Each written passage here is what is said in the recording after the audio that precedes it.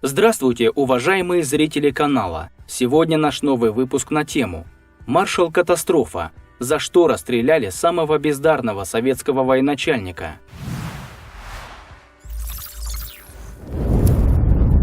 23 июня 1941 года война шла уже более суток. Но в Москве так и не было ясности по обстановке на границе, да и на самих фронтах дело обстояло не лучше. Понятно было лишь одно – оборона трещит по швам, и надо что-то предпринимать. Ведь ранее изданные директивы о том, что врага надлежит остановить и уничтожить, не вторгаясь на сопредельную территорию, явно не работали. В этой сложной обстановке Генштабом РККА было принято решение направить 3 из имевшихся тогда в армии 5 маршалов Ворошилова, Шапошникова и Кулика на фронт для прояснения и исправления ситуации на месте событий. Спустя еще несколько дней стало ясно – Западный фронт рухнул окончательно. Нахождение маршала в зоне боевых действий было признано неэффективным и даже опасным. Их отозвали обратно в Москву. Вскоре в столицу вернулись Ворошилов и Шапошников, а Кулик таинственным образом пропал. Объявился он лишь в первой половине июля. К тому времени его уже неделю как искали оперативные группы, отправленные Павловым по приказу начальника Генштаба Жукова. При этом сам Павлов 4 июля был арестован, против него велось дело об измене родине. Благополучно вернувшийся в Москву Кулик избежал репрессий и неудобных вопросов. Хотя с маршала точно было что спросить, тем не менее он был назначен на новую руководящую должность и всю войну оставался непотопляемым, хотя в ту пору расстреливали и за меньшее. Жестокая и, по мнению многих, справедливая судьба его все-таки настигла. Правда, гораздо позже, в 1950 году. Кто же такой этот маршал Кулик? Маршал-катастрофа или самый бездарный советский полководец, как его стали называть еще при жизни?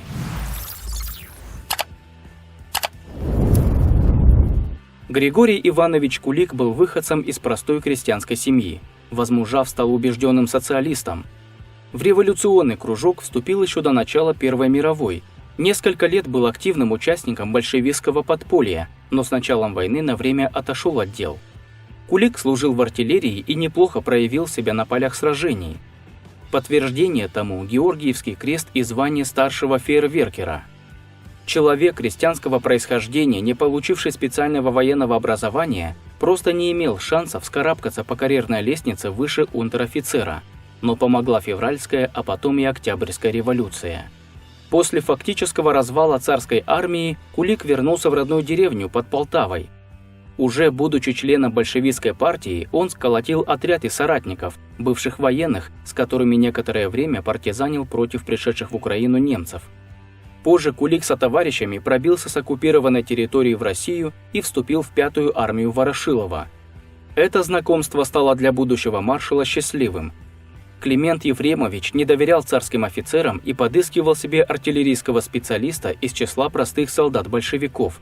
Так Кулик стал начальником артиллерии сначала 5-й, а потом 10-й и 14-й армии, которыми последовательно командовал Ворошилов. Позже при обороне Царицына будущий маршал познакомился со Сталиным. Тот тоже не очень доверял кадрам царской армии, поэтому выбор Ворошилова поддержал.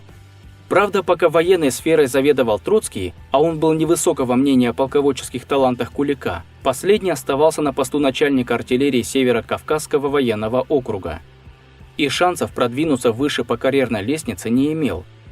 Но когда Троцкого на его посту сменил Ворошилов, Григорий Иванович сразу получил должность главы артиллерийского управления РККА.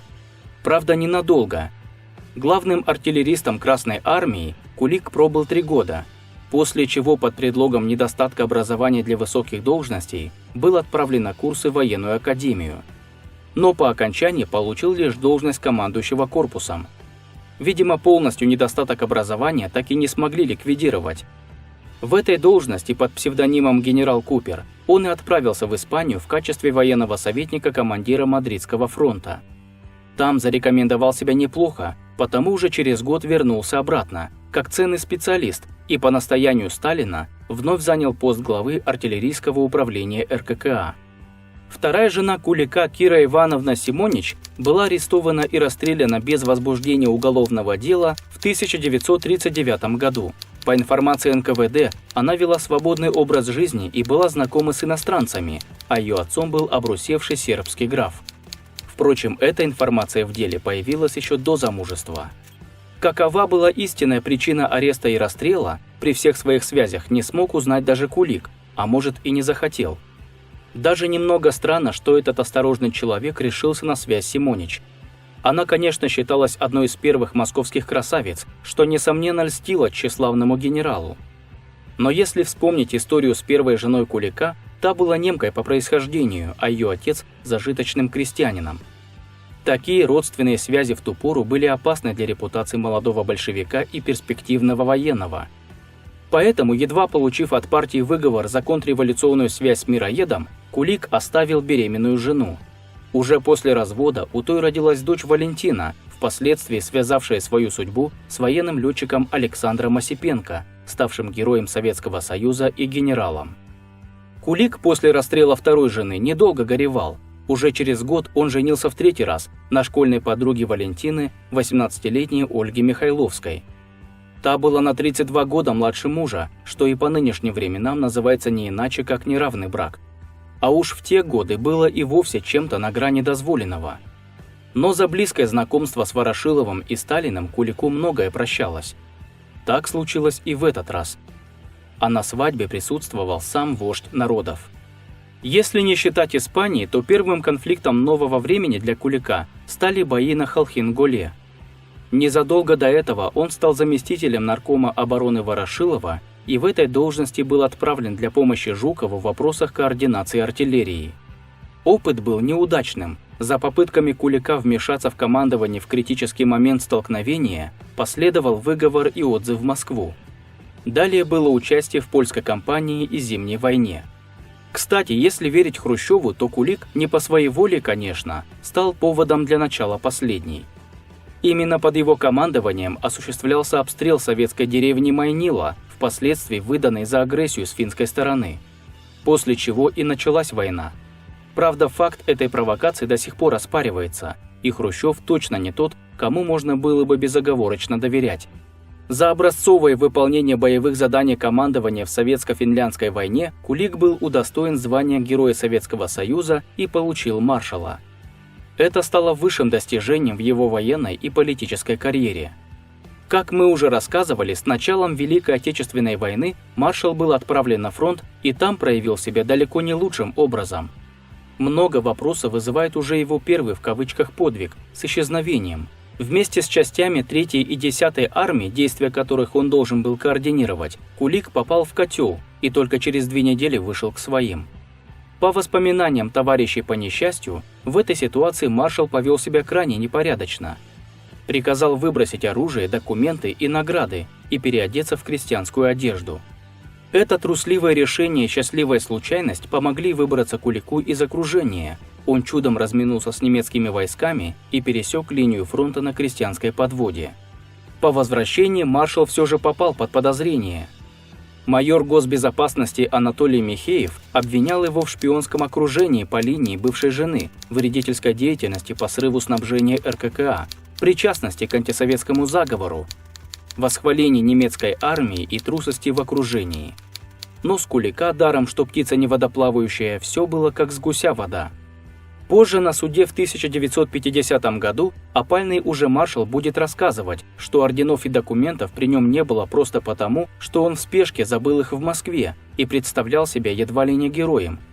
Выходить было трудно. Я так себе натер ноги, что не мог идти. Я даже хотел застрелиться. Следующий провал маршала – операция по прорыву немецкого окружения под Ленинградом в статусе командующего 54-й армией в сентябре 1941 года. Кулик постоянно медлил сначала с развертыванием армии, а потом и с наступлением, и, видимо, из-за гордости и тщеславия не докладывал о своих действиях Ленинградскому фронту, с которым должна была координироваться операция. Из-за промедления был допущен захват Шлиссербурга немцами, что стало для Кулика полной неожиданностью и существенно усложнило задачу. В нерешительности маршала упрекали и Сталин, и Жуков. Сталин: «Вы можете упустить время, а за этот период немцы могут взять Ленинград, и тогда никому не нужна ваша помощь». В эти 2 дня, 21 и 22, Надо пробить брешь во фронте противника и соединиться с ленинградцами, а потом уже будет поздно. Немцы успеют превратить каждую деревню в крепость, и вам никогда уже не придется соединиться с ленинградцами. Жуков. Ясно, что вы прежде всего заботитесь о благополучии 54-й армии, и, видимо, вас недостаточно беспокоит создавшаяся обстановка под Ленинградом. Понял, что рассчитывать на активный маневр с вашей стороны не могу. Буду решать задачу сам. Должен заметить, что меня поражает отсутствие взаимодействия между вашей группировкой и фронтом. Несмотря на общий провал операции, Кулик, словно непотопляемый линкор, продолжил плавание по бурной реке своих неудач. В октябре он был отправлен в Керчь с личным приказом Сталина, во что бы то ни стало удержать город. Стоит ли говорить, что уже через неделю Керчь была сдана? Эвакуированный из Крыма Кулик отправился на помощь войскам, оборонявшим Ростов-на-Дону. На следующий же день немцы вошли в город. Такого количества ошибок маршалу простить не смогли. Его лишили занимаемой должности и наград и разжаловали до генерал-майора. Неудачника надолго отстранили от руководства боевыми частями, вплоть до весны 1943 года. Но его опыт участия в Белгородско-Харьковской наступательной операции в составе Воронежского фронта опять был провальным. Далее, как известная субстанция в проруби, Кулик мотался по тыловым должностям, а в июне 1944 года был даже восстановлен в правах на награды, видимо, по выслуге лет. Правда, и этот относительно благополучный период карьеры не был долгим. В опалу Кулик попал уже в апреле 1945 года. Народная молва гласит, что в России любят обиженных. В этом плане Кулик вполне мог бы рассчитывать на поддержку. Вот только раскаиваться и признавать себя виноватым опальный генерал не собирался. В ошибках он винил начальство, подчиненных, обстоятельства, но никак не себя. И частенько жаловался на то, что его затирают, не давая руководящих должностей, которые занимают какие-то выскочки. Самой же большой ошибкой Кулика стала необоснованная критика в адрес Булганина и Берии. После такого в очередной раз выйти сухим из воды было непросто. В 1945 году Кулика лишили партийного билета и в очередной раз понизили в должности. В 1947 году арестовали. Дело завели по обвинению в организации заговорщической группы для борьбы с советской властью. Но попутно припомнили и многое другое. Жену, бегство с фронта, провальное участие в боевых операциях. Конечно, никакого реального заговора не было. Были лишь пьяные разговоры бездарного военного брюзги. Тем не менее, они стоили жизни не только Кулику, но и генералам Гордову и Рыбальченко. Все трое были расстреляны в августе 1950 года. Так закончился путь маршала Кулика, военачальника, секрет успешной карьеры которого очень хорошо объяснил Хрущев. Почему его выдвинул Сталин? Потому что когда под Сталинградом в первые дни революции шли бои с казаками, тогда Кулик командовал артиллерией. Но в это время в этой артиллерии было 3 пушки, и на это у него ума хватило. Но чтобы командовать всей артиллерией Советского Союза, для этого большого дела у него уже ума не хватало. Для того, чтобы посмотреть и узнать еще больше интересных фактов неизвестной истории России, а также разбор выдуманных мифов, которые нам преподают в школе и которые звучат по телевизору, подпишись на канал и поставь лайк. Мы постараемся донести до каждого зрителя настоящую, неизвестную историю России.